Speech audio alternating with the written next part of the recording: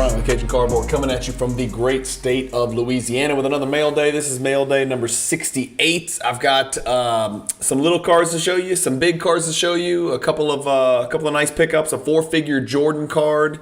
So stay tuned. Here we go. Let me get you over to screen share. We won't waste any time. I like to keep these under 15 minutes. I'm going to show you what I paid for a lot of these and show you why I bought some of these. And then we're also going to look at Card Ladder to see where I was as far as what I paid for some of these cards and whether I reached or whether I got a discount. So no secrets here. A lot of transparency. Let's get cranking. How many cards do I have today? 1, 2, 3, 4, 5, 6, 7, 8, 9, 10, 11, 12. I think I counted 12. So let's get rolling here. As you know, I'm building the PSA 8 collection. This is a 1995 Stadium Club Nemesis card. I think Nemesis is the singular, and this is Nemesis, meaning Joe Dumars is on the back of this card, as you can see. So that's that's Jordan's alleged nemesis, although he was the only nice guy on the Pistons, the only reputable dude on that entire team. That's why they called him Gentleman Joe. But Joe Dumars was the nemesis. Nemesis, I guess, is why it's plural, because there's a whole set full of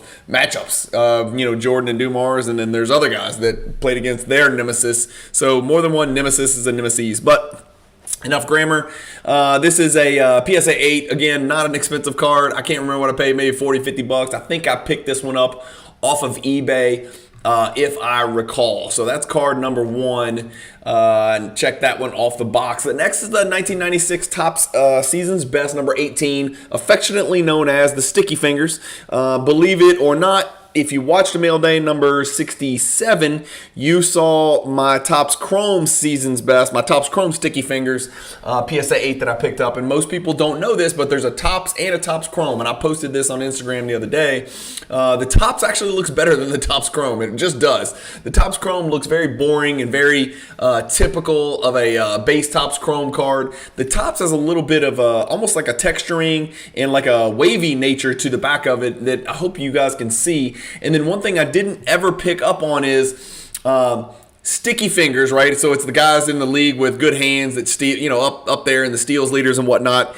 It never occurred to me. I just assumed sticky fingers, meaning they got their hands on a lot of balls. But I think it's almost like honey. The word sticky fingers, that font is almost like dripping honey, like a digital dripping honey. And then in the background, a lot of these like polygonal, hexagonal type shapes almost kind of give the impression of a bee's honeycomb. So maybe I'm reaching a little bit here, but I think that whoever designed this card maybe intended that with the play on words between like a beehive having honey, and if you touch honey it gets all sticky all over your hands. Maybe I'm looking a little bit too far. Let me know in the comments if you think I'm nuts, but I had never noticed those until the last mail day, those little like polygonal, like almost like a honeycomb type texture in the background. And then when I saw the font for sticky fingers, it made me think of honey with that combined. So that's the direction I went with. Jordan is a 3-time chief thief, ranked 3rd in the NBA with 2.2 steals per game in 95-96. Anyway, that's card number 2. Card number 3 is, I'm not going to spend much time here. This is a Pop 8 trillion card, right? Even in PSA 10, there's a million of them. For a long time post-pandemic, this was the number 1 graded card by PSA, like the most commonly graded card by PSA. It wasn't Zion Base Prism. It wasn't Griffey Upper Deck. It was this card you're looking at here for a very long time.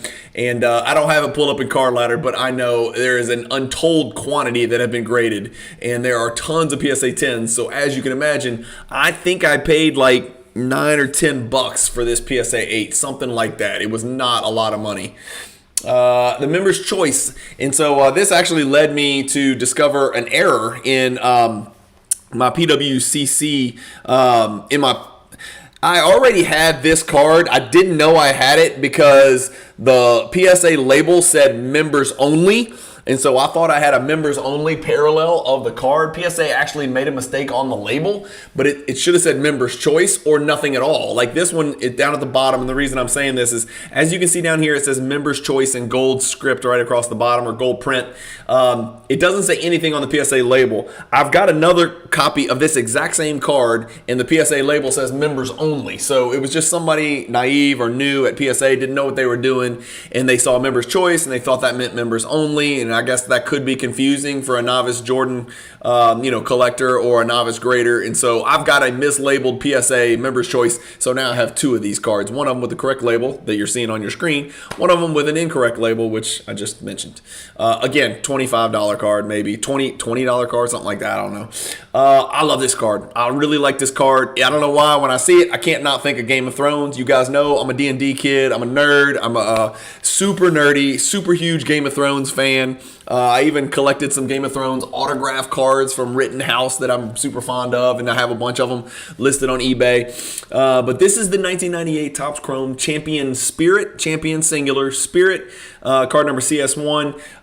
It's the base, it's Jordan. It's a little bit unique. I like it. The back of it's pretty cool. Just kind of talking about Jordan's 2 3-peats. So this is post-Jordan retirement. So you can see they've got both 3-peats, 91, 92, 93, 96, 97, 98. So this card's kind of one of those post-retirement cards. On the back, it's kind of got that Donruss Optic stargazing type feel to it, if you guys can look up here at the top.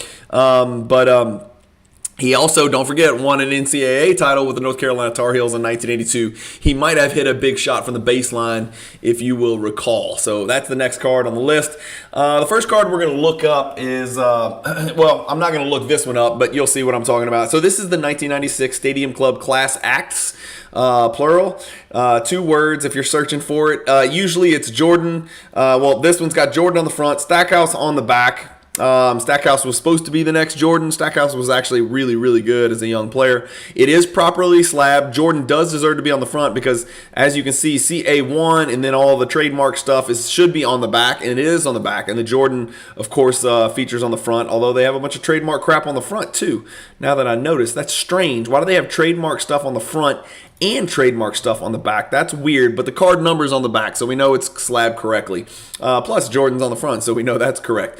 I've got this pulled up in my PWCC vault. I've actually got 3 of this card. So the first card I'll show you is actually a members-only parallel of this card. So there is a base and there's a refractor. There is a base members-only, which you're staring at on your screen. And then, I don't know this, but there might be a base refractor. I probably should know that, but I haven't looked. I need to look that up. I'm not sure if there is or isn't, but I would hope that there would be, but maybe there is, maybe there isn't. I don't know. But this is the members-only version of the CA1, and it says members-only 2 up here, and I'm not really sure why it says that.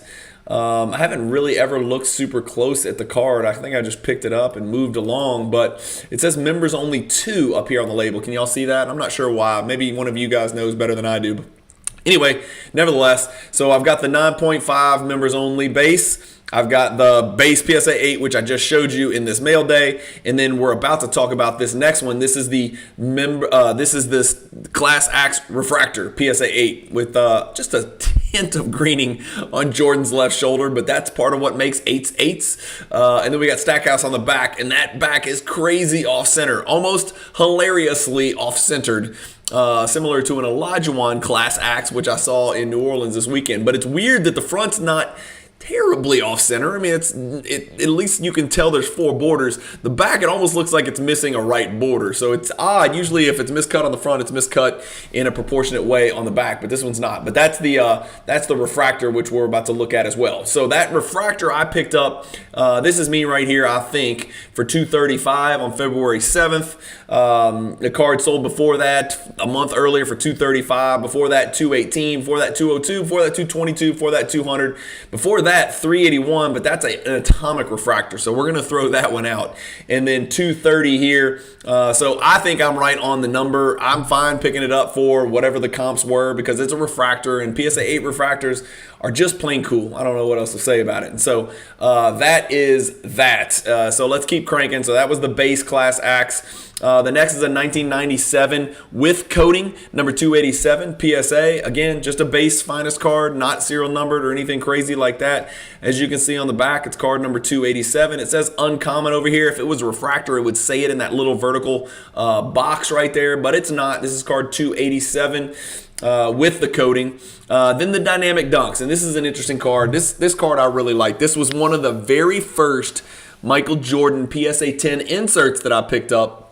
And I'll never forget it. I was super excited about it because this is not an easy card to find. Here's my Dynamic Dunks collection. This is what I've got. I've got this beautiful PSA 10 right here, like I said, that I'm super proud of. About as clean as it gets. The darkest card you're going to find, so really hard to get in PSA 10. Great in every aspect of the game, but nothing captured the world's attention like a dunk from Air Jordan. Dynamic Dunks, that's the card with the nice, simple script in the background. But that's the PSA 10, and then I got these two PSA 8s, one, and then I just picked this next one up, so that makes two PSA 8 copies now, that being the second. This card's $50. That's too cheap. I don't care what anybody says. Rarely do I say a card is definitely not priced correctly.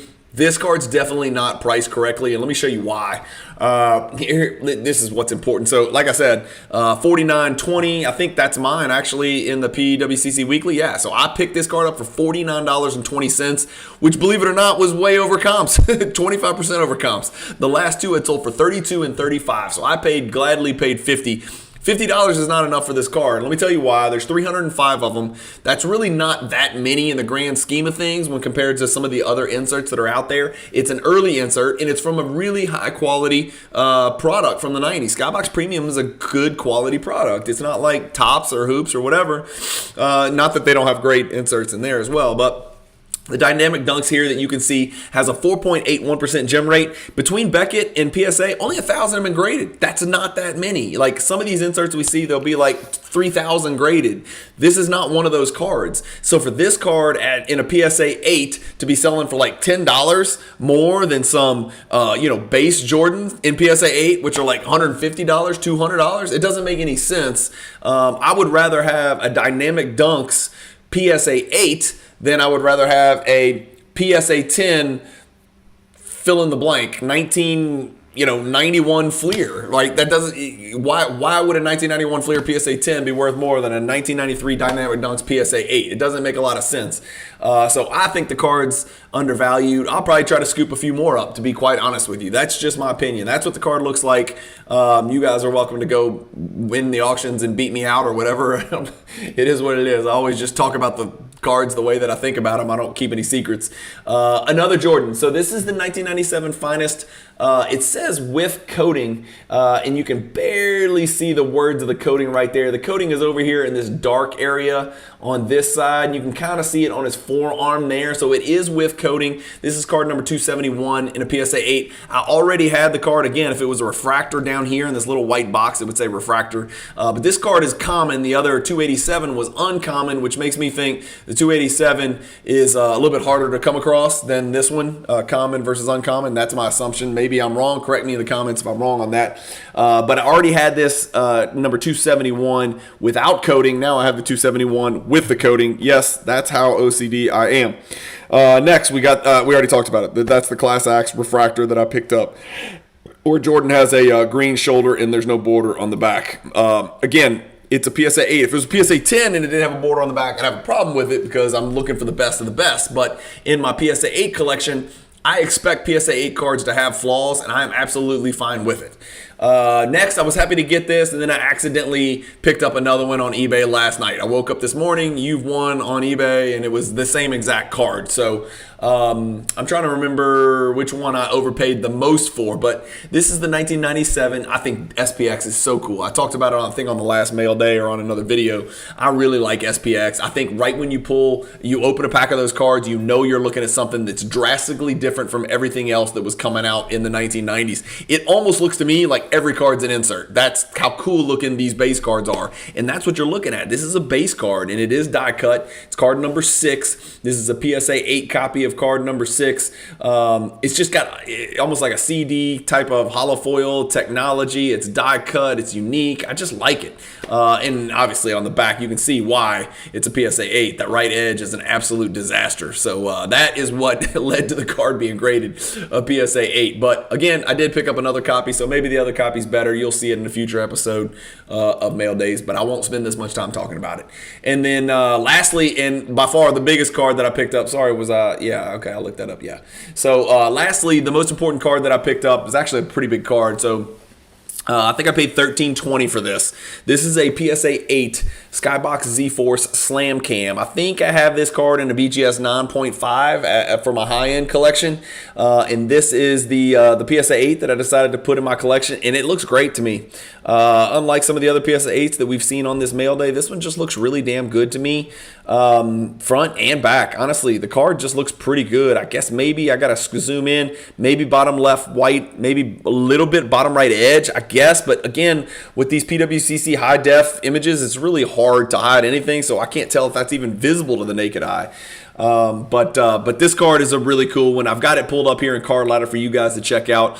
The last one sold for before me $1,200, $1,150 before that. I picked it up for $13.20, so I tacked another $119 onto the last comp, which I'm okay with. Honestly, I'll be quite honest with you, all of these near $1,000 PSA 8s, these $700 to like $1,500 PSA 8 cards that I don't have that I'm trying to get, I'm losing all of them. They're all moving up, and so that's why I went a little bit more aggressive than you would expect on this one. If we look at the pop report, 373 have ever been graded by the big two. That is not a big number. We saw dynamic dunks. That wasn't a big number, right at 1,000. This is a significantly lower number with a significantly lower gem rate for PSA as well. So 69 PSA 8s, really not that many. Obviously, the PSA 10 is a huge card for this 1996 Slam Cam. Again, there's a picture of the card on your screen, and I was happy to pick it up for that price. The card had sold for $1,400, 4 months ago. It's kind of wavered. The card's pretty much as steady as it can get. 6 sales in the last 1 year. That's not a lot of sales for a PSA 8, and it's held its head. It's right there at plus 1.46, which I consider basically even. So that's it, guys. That's the end of it. A bunch of PSA 8s, one big PSA 8. The rest are all Jordan PSA 8s. So sorry, I know these might get boring. If you're a Jordan collector and you're a Jordan collector on a budget, you probably love these mail days. If you're looking for Giannis or Zion or Shai Gilgeous-Alexander or anybody else, you're probably very disappointed. So anyway, I always thank you guys for coming along with me on my collecting journey. Hopefully you guys like these mail days. I do like to add a little bit of flair to it and look at some Card Ladder stuff, show you what I paid for it, and show you why and where I'm going with these pickups and why. Because a lot of you collectors out there think similarly to me, and you have plans and kind of grand visions of what you're doing with your collection as well.